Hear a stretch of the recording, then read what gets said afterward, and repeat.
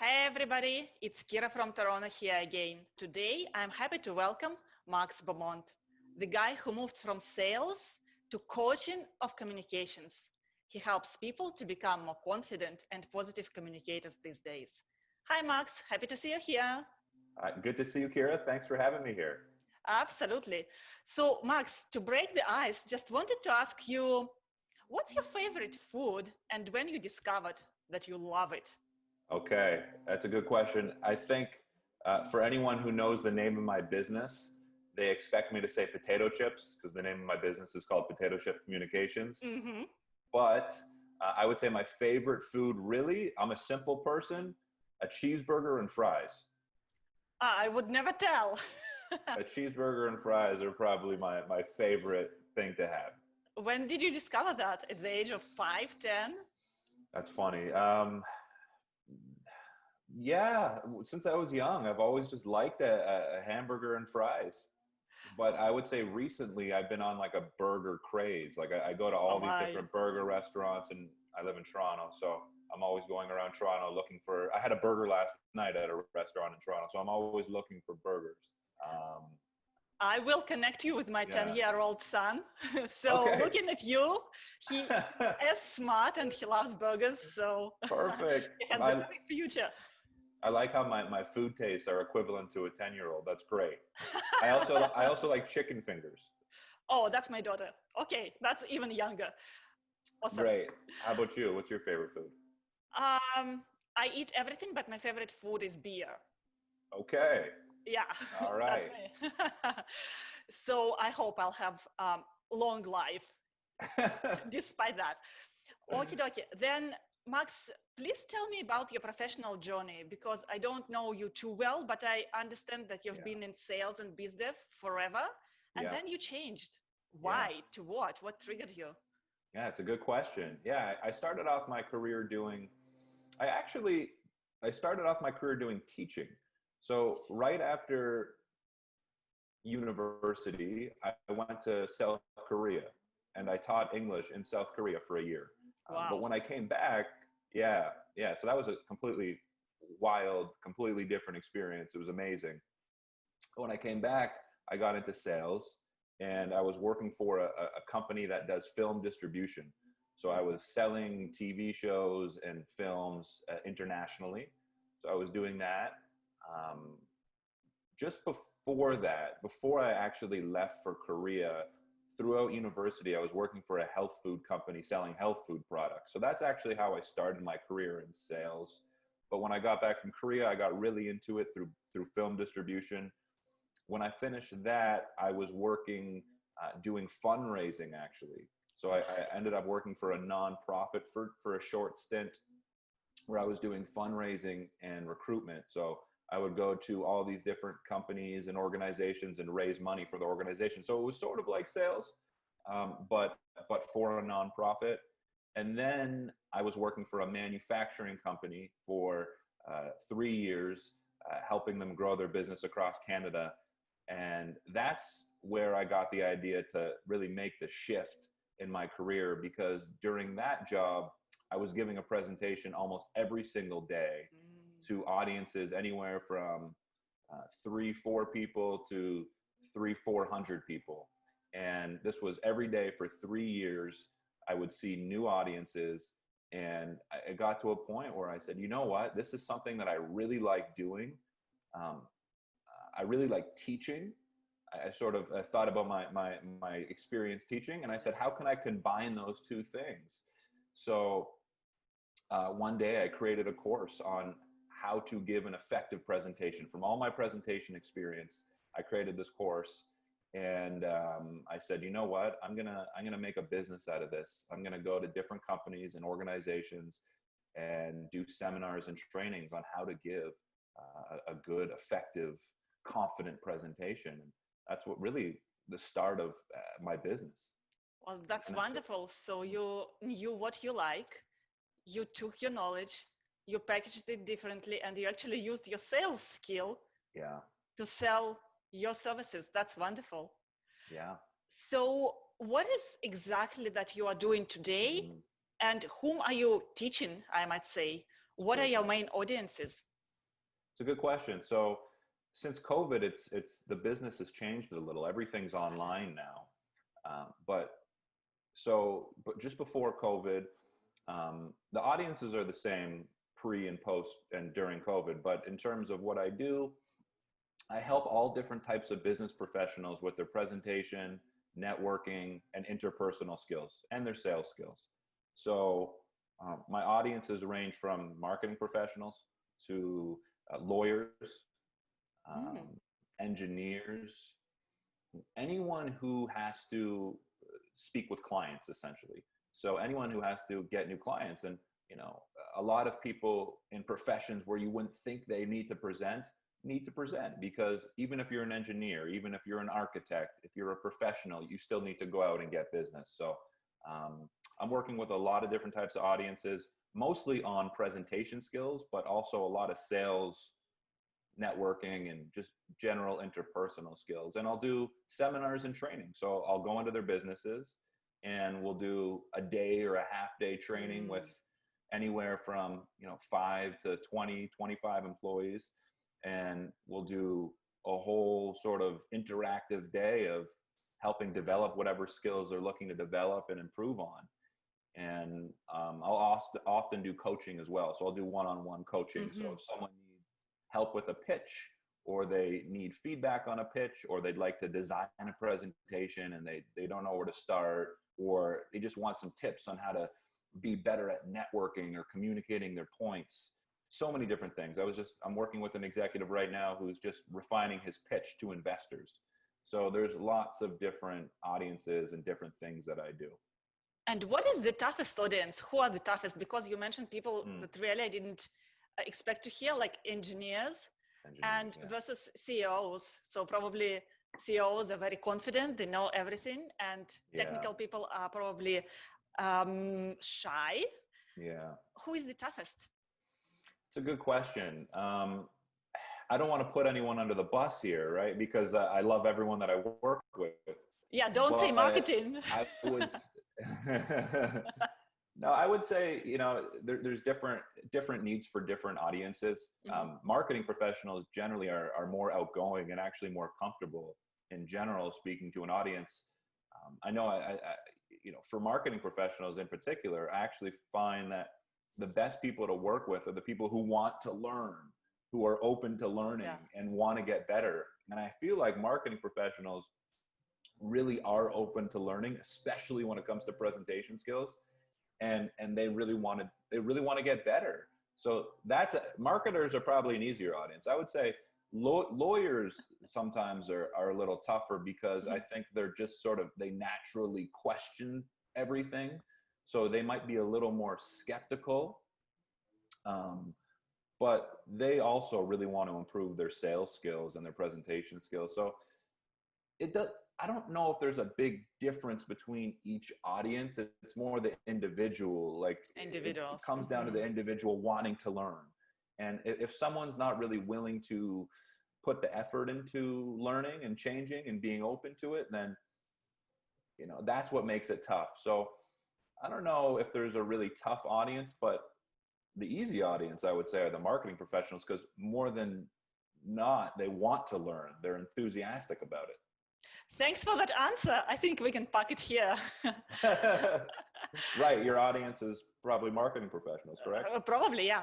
So then let's move to the more practical part of the conversation, because when I have attended only one of your courses, just a short one, I heard something that actually amazed me. I had that aha moment, and I wanted to ask you to share some of the insights, some of the wisdom about how to become a better presenter, a communicator with the wider audience. And there was something that you said about mindset, and I also saw you posted about that on LinkedIn, how it's actually good to look forward the presentation and not to be afraid of that. Can you expand on that mindset that you were talking to us about? Sure. Yeah. So I call it, what you're referring to is, I call it the helping mindset. And I think the post you're referring to on LinkedIn, I said something about, don't look forward to finishing your presentation, look forward to doing it. Yeah, that. Because especially if you're in a role where you have to give a lot of presentations, why should we have to go through our work lives looking forward to finishing the presentation? We should look forward to doing the things that we do at work, and presentations being one of them. The way I look at it is a presentation is an opportunity to help someone or multiple people. And if it's not, then we should be changing what our presentation is about. Like if our presentation isn't helpful or interesting to our audience, then we shouldn't be presenting it, most likely. You know, I mean, that's what the presentation is for. It's not for us, it's for our audience. So, you know, my whole theory is if we focus on how we're helping the people we're presenting to, we're going to feel good about giving that presentation. You know, if you don't believe that what you're saying is going to be interesting or helpful to the people around you, it's going to be hard to feel excited. It's going to be hard not to feel nervous or uncomfortable up there. But if you truly believe that what you're saying is helpful, and it could be as helpful as helping them organize their time better, it could be as simple as that, you're going to feel a lot better about giving that presentation. So that's, in a nutshell, what my mindset is get into a mindset where you believe what you're doing is helping. And the way to do that is just, you have to articulate what it is that you're saying and how your audience can potentially benefit from it. So that's awesome. Helping people and being confident what you are saying is helping people. That's a great mindset. But also we need to remember that there are people on the other side of the screen. So do you take into consideration the humane aspect of this presentation? Because you just said you need to be helpful. Do you learn about the audience? Do you know who they are? How do you do that? How you connect your message to their need? Yeah, definitely. So depending on who my audience is, I think about what their goals are, right? So before, you know, when I used to work for a company in manufacturing and I'd give a presentation to architects, let's say, that was my audience. I would look at the company before giving my presentation, and I would look at what the company does, and I'd look at what architects do. I know what architects do because I've worked with them a lot. So I'd write out what their goals are. And let's say I'm going to a company who really focuses on energy efficiency, then I'll write out those goals. Okay, these architects are looking to design buildings that are really energy efficient and comfortable, and they have a certain type of design that they're after. So I'm gonna focus on those points because I know that these are their goals, and if I can talk to their goals, that's going to be a lot more helpful to them, as opposed to focusing on the other parts of my presentation that won't have a direct impact on them. Yeah, so and what were you selling to those architects? What was the product? Fans and lights. So gigantic ceiling fans. I used to work for a company called Big Ass Fans, and they made the largest ceiling fans in the world that were like 24 feet in diameter. Oh, that doesn't sound too much exciting. It was actually very exciting, believe it or not. Yeah, but they also sold like small, like smart ceiling fans as well that were really nice, and architects love those. So, would love to see that presentation. Yeah. I could probably still do it. I gave it so many times. Yeah. So yeah, you were talking about those professions like architects and lawyers, which regular people don't deal with a lot, I guess. But then the presentation that you are given, how do you connect with them? How do you like humanize that presentation, I would say, because maybe not all the people are as friendly as marketeers are. Yeah, listen, you're not going to get someone that you're not necessarily going to get smiling faces in the audience throughout the whole time, right? That's just part of it. But you know, as a presenter, you need to recognize that. I'll tell you a really quick story, actually, that helped me a lot. Because when I first started out in my sales career, I remember doing a presentation in front of a bunch of buyers in film distribution. There was like 10 of them, and they were buying TV shows, actually. And I was doing a presentation about our catalog, what we sold. And I remember like 9 of the people in the audience, like 9 out of 10 of them really enjoyed the presentation. They were really into it. And I remember one of them gave me a hard time, and I could tell on his face, he was looking for a fight. Nothing was good. He asked a question every 2 minutes in a very sort of adversarial way. You know, it was tough. And I remember thinking that it wasn't a good presentation at the time. Uh-huh. But, you know, looking back on that, I realized that you're never going to please everyone. I don't want to say never, but you can't always please everyone. And that's okay. And when I look back on that, really now, I look back on that as a big win. 90% of the audience was really Exactly, engaged. yeah. Yeah, totally. So in terms of, you know, winning over your audience, or how to deal with maybe a more skeptical or unfriendly audience, you really just, that's where this mindset piece comes in handy so much. Like, you have to be so confident in that what you're saying is potentially beneficial and helpful to your audience. And you just have to keep that in mind. Like, I know what I'm saying can really help. Like, I believe that from the research that I've done and the points that I'm saying and put together, I truly believe that there's something helpful here, you know, and I know what I know. Yeah. What do you do if you see that people are actually genuinely not interested or falling asleep? How do you wake them up or keep the conversation going or take them on board with you to maybe refresh that presentation or change it on the fly? It's a great question. You know, it's a great question because we should always be constantly engaging our audience, right? Mm-hmm. So, you know, it makes it a little more difficult over webcam, Totally. especially if people's cameras are off. They can just take a nap and you'll never know. Absolutely. But, you know, that's why, I mean, you know, there's only so much, like, for me as a speaker, like, I want to do everything in my power to be engaging. I want to do everything in my power to be engaging. But like I just said in my last point, you're not always going to win everyone over or please everyone. So you never know what's going on in someone's head. They could be having a horrible day, or, you know, for whatever reason, they could not be into the presentation. And there's just sometimes that, you know, you're not going to engage every single person. But I think some tips and tricks to keep people engaged is, first of all, to make eye contact with them. Like, make sure everyone's involved in your presentation. You know, an easy way to an easy way to lose people is not paying attention to them with your body language. So even if there's 20, 25 people in the room, like, try to make eye contact with all of them. You know, make sure that they all feel a part of the presentation. If people aren't feeling part of the presentation, whether it's through your body language or what you're saying, they're going to have more reason to tune out. So we need to do everything in our power to sort of keep them engaged. And a big part of that is turning your body towards them, looking at them. Oh. Mm-hmm. Yeah, turning your body, like show people that you're interested in them by giving them open body language. I think that's a huge part of being an engaging speaker. How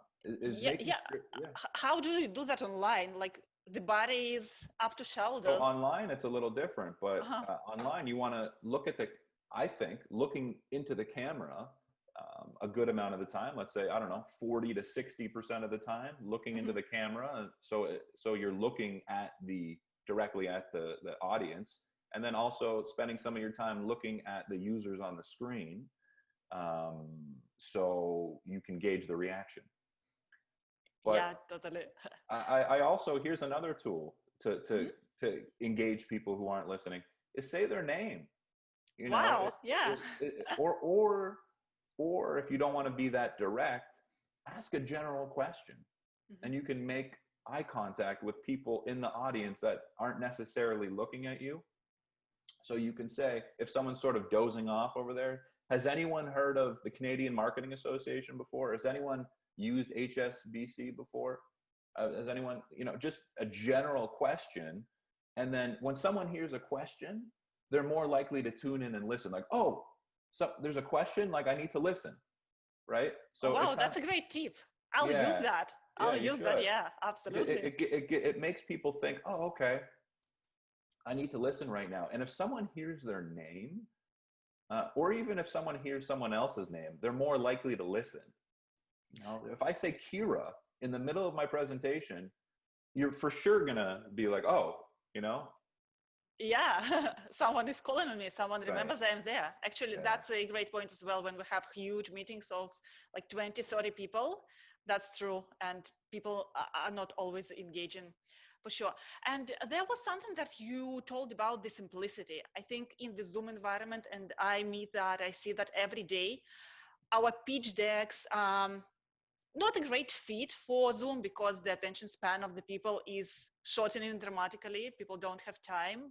They are like they cannot ask the same questions over the web. What would you say? How can we simplify what we are saying or showing, or whether we should show something at all? Yeah, I mean, one of the things that I say is, can a 14-year-old understand my message? A 14-year-old, A yeah. 14-year-old. If a 14-year-old can't understand my message, then it might not be the best message, because I want as many people to understand what I'm saying as possible. And I also want as many people to remember what I'm saying as possible. So one of the things that sometimes we forget is that not everyone is sitting in our presentations. There's other influencers and decision makers and all different types of people that aren't actually present. So I always want to make it a priority that the people in my presentation, when they speak to those other people, they can remember. It's simple enough. The main points are simple enough to listen to and remember, that they can take it in and then pass it on to those people. Actually, it's becoming viral. Right. Oh, that's an awesome tip. Great. Yeah, I think the main points are there. Great advice and tips that everybody can take away and implement immediately, including myself. I bet I'm trying to look at the camera. My body language is no, not there well. just yet. You're doing great. You've got great lighting in your background, and your whole head's in the screen, which is already a big win, because a lot of people who we communicate with over Zoom, their heads sort of like this at the time. That's true. So, and we don't know who that is, and their names are phone numbers. Yeah, I know that. So in terms of effective body language, you want to be able to see people, definitely. But yeah, anyways, that would be great. Then you see whether they're engaged or not, unless it's their picture. I wanted to ask you to wrap up this conversation. One main thought that you would like our listeners, be those marketing community or anyone else who is dealing with other people and talking to them all the time, what is the main thought you want people to remember from this conversation? It's a good question. Yeah, that's a tough one. I mean, can I do two things? Yes, you can. Okay.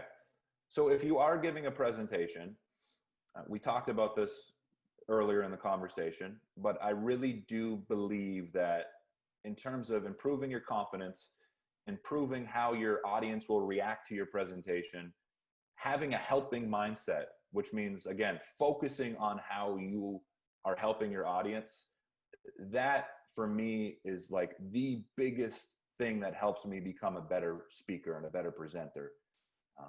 And helps all the clients I work with become better speakers and better presenters. That's the number one thing, is adopting that helping mindset. So just think about who your audience is and how your message can be helpful to them. And it can be helpful in so many different ways.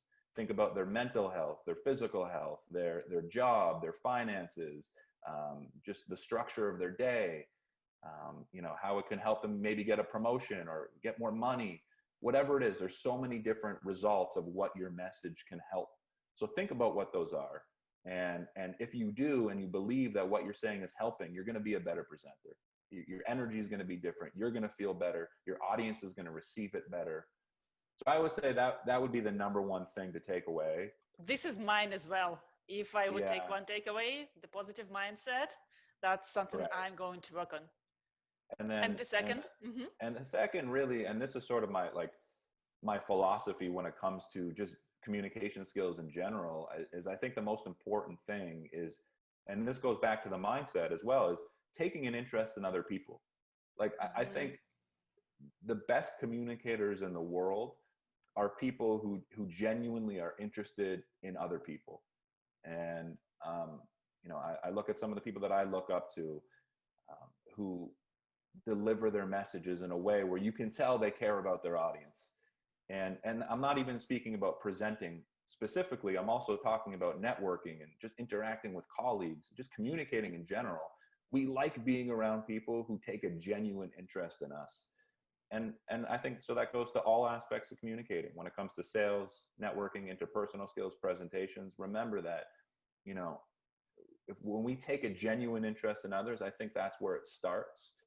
And Dale Carnegie, one of the communication gurus, Yeah. one of his famous quotes is, "You can win more friends in 2 months by becoming interested in other people than you can in 2 years by trying to get other people interested in you." I know that's a little bit of a mouthful, but No, essentially, but that's great. And that yeah, is as applicable to businesses, especially in the internet age, as it is applicable to personalities.